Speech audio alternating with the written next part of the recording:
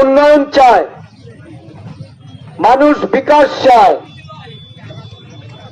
এই রাজ্যের উপজাতি জনগোষ্ঠীর মানুষ উন্নয়নের প্রশ্নে এই সরকারের কাছে যে প্রত্যাশা করেছিল, আজকে এই প্রত্যাশা কতটুকু পূরণ হয়েছে? শিক্ষিত বেকারদের কর্মসংস্থান হয়েছে কিনা? আজকে দিনের কথা বলে 15 লক্ষ টাকা যাদের ব্যাংক অ্যাকাউন্টে জমা পড়ার কথা ছিল 10 বছর পার করে আজকে মানুষ 15 লক্ষ টাকা তাদের ব্যাংক অ্যাকাউন্টে গচ্ছিত হয়েছে কিনা? এই দেশে যে সংবিধান, ভারতবর্ষের স্বাধীনতার পর সংবিধান রচনা করে দেশ যেভাবে পরিচালিত হয়ে আসছে, আজকে সংবিধানের উপর যারা হস্তক্ষেপ করে সংবিধানকে পাল্টে দেওয়ার ষড়যন্ত্রে লিপ্ত হয়েছে, একটার পর একটা কালো আইন, সিএএ,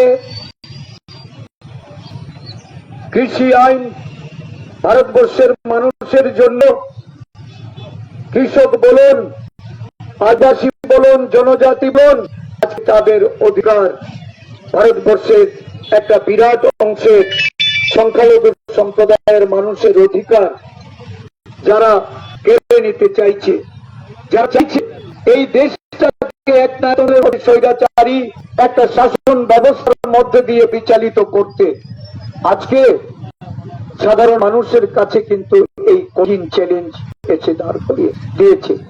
মানুষকে এই চ্যালেঞ্জ মোকাবেলা করতে হবে। স্বৈর শাসনের যদি পতন ঘটাতে হয় আর ভারতবর্ষের সংবিধানকে যদি রক্ষা করে মৌলিক অধিকার যদি রক্ষিত করতে হয়, দেশের সমস্ত অংশের মানুষের, সমস্ত ধর্মের বর্ণের মানুষকে ঐক্যবদ্ধভাবে একটা সংহতি সম্পন্ন দেশ যদি আগে আমাদের, সেটাকে যদি আমাদের ধরে রাখতে হয়, আমাদের আগামী নির্বাচনটা হোক একটা যোগ্যতম সুযোগ। 10 বছর যারা ভুল বুঝিয়েছে, যারা বলেছিল উন্নয়নের জন্য ভোট দিন, যারা বলেছিল দুর্নীতিমুক্ত প্রশাসনের জন্য, স্বচ্ছ প্রশাসন উপহার দেওয়ার জন্য ভোট দিন, আজকে এই দেশ দুর্নীতিতে ছেয়ে গেছে। কোভিড চলাকালীন সময় যখন পরিযায়ী শ্রমিকরা, মেহনতি মানুষরা বিভিন্ন জায়গা থেকে ঘরে ফিরতে চেয়েছেন, যখন দেশের বিপুল সংখ্যক মানুষ ওই পিএম কেয়ার ফান্ডে টাকা বা অর্থ তারা প্রদান করেছেন, যে অর্থের আজকে অবধি কোনো হিসাব পাওয়া যায়নি। লক্ষ কোটি টাকা ওই পিএম কেয়ারের ফান্ড সেদিন পরিযায়ী শ্রমিকরা মৃত্যুবরণ করলেও তাদের জন্য খরচা করেনি।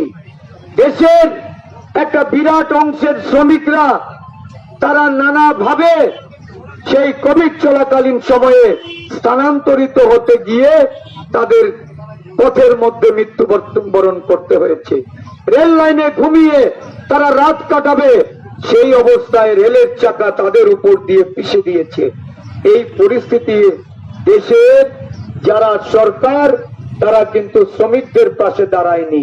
ওই কোভিড কেয়ার ফান্ড দিয়ে নিজেদের অর্থ তহবিল স্ফীত করেছে আর কর্পোরেটদের সেদিন তারা সুযোগ করে দেওয়ার জন্য প্রশাসনকে কাজে লাগিয়েছে। আজকে শ্রমিক বন্ধুরা, আপনারা নিশ্চয়ই এই বিষয়টা অবগত আছেন।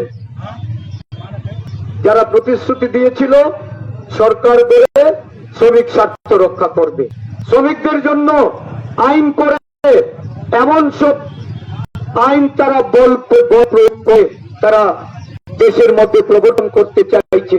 দেশের শ্রমজীবী মানুষ গর্জে উঠেছে, কৃষকরা গর্জে উঠেছে, যুবকরা আজকে হতাশাগ্রস্ত।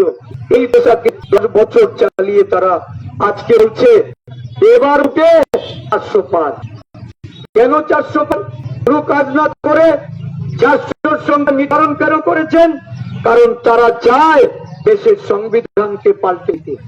দেশের সংবিধানকে পাল্টাতে হলে ওই পার্লামেন্টে সংখ্যাগরিষ্ঠতা দরকার। একক সংখ্যাগরিষ্ঠতার জন্য 400 পারের আওয়াজ তুলেছে।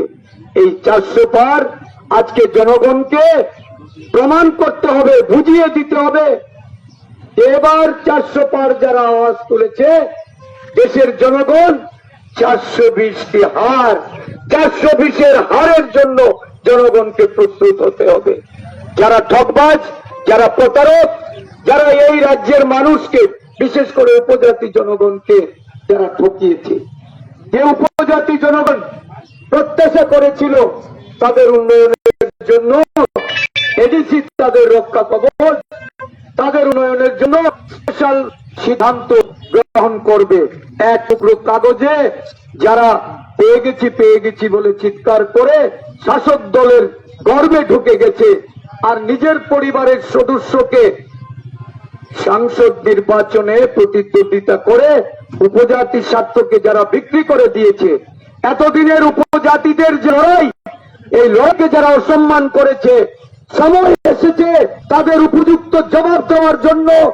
এই খলনায়ক, এই বেশভূষাধারী, মুখোশধারী উপজাতি নেতারা যারা নিজেকে বোবাগলা বলে পরিচয় দেয়, যারা ধানসার কথা বলে উপজাতি সমাজকে উপেক্ষিত করেছে, তাদের বিরুদ্ধে আজকে ভোট প্রদান করতে হবে 19 এপ্রিল। আর 26 এপ্রিল পূর্ব ত্রিপুরা আসনে আপনাদের যারাই পরিচিত, যাদের সঙ্গে সংযোগ আছে, তাদের আপনাদের বার্তা পৌঁছতে হবে। এই রাজ্যে এবারের ভোট জনগণের অধিকারের সুরক্ষার ভোট, এবারের ভোট বেকারদের রোজগারের সংস্থানের ভোট, এবারের ভোট কিষানদের ন্যায্য মূল্য তাদের উৎপাদিত দ্রব্যের পাওয়ার ভোট, এবারের ভোট শ্রমজীবী মানুষের মজুরি বৃদ্ধি 400 টাকা, এই 400 টাকা মূল্য বৃদ্ধির, তাদের মজুরি বৃদ্ধির জন্য ভোট, এবারের ভোট বিভিন্ন জাতি উপজাতি মানুষের সংহতিকে বজায় রাখার জন্য। এই ভোট প্রদান করার জন্য আপনাদের ভাবনা চিন্তা, আপনাদের চেতনার উপর আমরা বিশ্বাস রেখে আগামী 19 এপ্রিল হাত চিহ্নে ভোট দিয়ে ইন্ডিয়াকে শক্তিশালী করতে, কেন্দ্রের সরকার করতে, কেন্দ্রে সরকার করার লক্ষ্যে ইন্ডিয়া জোট হচ্ছে। আর এগুচ্ছে বলেই শাসক ভয় পেয়েছে, কংগ্রেস দলের অ্যাকাউন্ট ফ্রিজ করছে, দিল্লির মুখ্যমন্ত্রী আপ নেতা ওই কেজরিওয়ালকে জেলবন্দি করছে, ঝাড়খণ্ডে যারা ঝাড়খণ্ড মুক্তি মোর্চা ইন্ডিয়া জোটের বড় শরিক, তাদেরকে সরকার ভাঙার চক্র করছিল, সরকার ভাঙতে পারেনি বলে সিবিআই আর ইডি নিয়ে সেখানে তার মুখ্যমন্ত্রীকে পদত্যাগ করে জেলে পুড়েছে। বিনা অন্যায়ে অনৈতিকভাবে দেশ বিচারণা করতে গিয়ে স্বৈর শাসক নরেন্দ্র মোদীর চেহারাটা আজকে জনগণের কাছে পরিষ্কার হয়েছে। এই অগণতান্ত্রিক কাজের বিরুদ্ধে আমি আবেদন করব এই সিমনাবাসীকে, আপনারা সামিল হন, হাত চিহ্নে ভোট দিয়ে আগামী দিন বিকল্প সরকার কেন্দ্রে গঠন করার লক্ষ্যে ইন্ডিয়া জোট যে আবেদন রাখছে, ইন্ডিয়া জোটকে আপনারা আশীর্বাদ করুন, সমর্থন করুন। এই রাজ্যে আজকে যিনি পশ্চিম ত্রিপুরা লোকসভা আসনের প্রার্থী ভারতীয় জনতা পার্টি, নিশ্চয় আপনারা জানতে চাইবেন 4 বছর মুখ্যমন্ত্রী ছিলেন, মানুষের জন্য কি কাজ করেছেন, রাজ্যের মানুষের জন্য উনি কি স্বার্থ দেখেছেন, প্রতিশ্রুতি দিয়ে প্রতিশ্রুতি কতটুকু পালন করেছেন। 4 বছর পর ওনার পদত্যাগের কারণ কি? উনি তো এখানে মুখ্যমন্ত্রী ছিলেন, মানুষ 5 বছর ওনাকে মুখ্যমন্ত্রী হিসাবে পাঠিয়েছিল বিধানসভায় জয়ী করে, কিন্তু 4 বছর পর কেন পদত্যাগ? কার নির্দেশে পদত্যাগ? কি কারণ ছিল পদত্যাগের? এটা ওনার কাছে জানতে চাইবেন। একজন কেন্দ্রীয় মন্ত্রী এই এলাকা থেকে সংসদে উনি প্রতিনিধিত্ব করছিলেন, ওনার টিকিট কাটা হয়েছে ভারতীয় জনতা পার্টি। যখন যাকে খুশি যেখানে খুশি তাকে ছাঁটাই করবে, যাকে খুশি বসিয়ে দেবে। এই রাজ্যের মানুষের প্রতি যে অবমাননা, এটা মানা যায় না। এই রাজ্যের মানুষ কখনো চায়নি যে একটা স্বৈর শাসক তার একতান্ত্রিক নেতা ওই নরেন্দ্র মোদী এই রাজ্যের মানুষের জনমত নিয়ে অবমাননা করুক। কলঙ্কিত করেছে এই রাজ্যটাকে। এই রাজ্য নিয়ে যারা বেলখিল্য আচরণ করে ওই সংসদে প্রতিনিধিত্ব করতে চায়, সচেতন করতে এসেছি, আপনাদের সতর্ক করতে এসেছি। সংসদে যোগ্য প্রতিনিধি আপনাদের পাঠাতে হবে, কারণ আমরা ছেলে খেলা ছেলে মানুষের জন্য রাজনীতি করি না। 4 দশক রাজনীতিতে আছি। মানুষ এই রাজ্যের আমাদের বিরোধী দলে আমরা অবস্থান করেছি, আমাদের ভূমিকা দেখেছি। সেই ভাবনা চিন্তা থেকে আপনাদের সিদ্ধান্ত নিতে হবে।